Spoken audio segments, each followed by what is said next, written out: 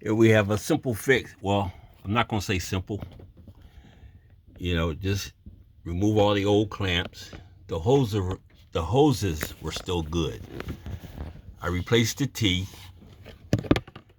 replaced that unit that went right there because it was a soft plastic. This is that clip that Ford uses, and this a soft plastic in there. It just crumbled up in my hand, so I replaced it with a harder plastic because I couldn't find no brass or metal ones. They didn't have it, but I replaced all that,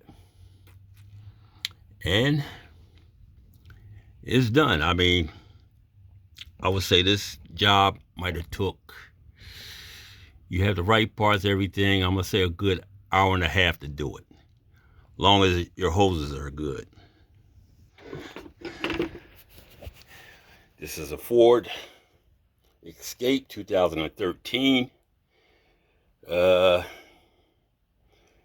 It's the heater hose bypass, but Ford sells the whole unit anywhere from $65 to $135.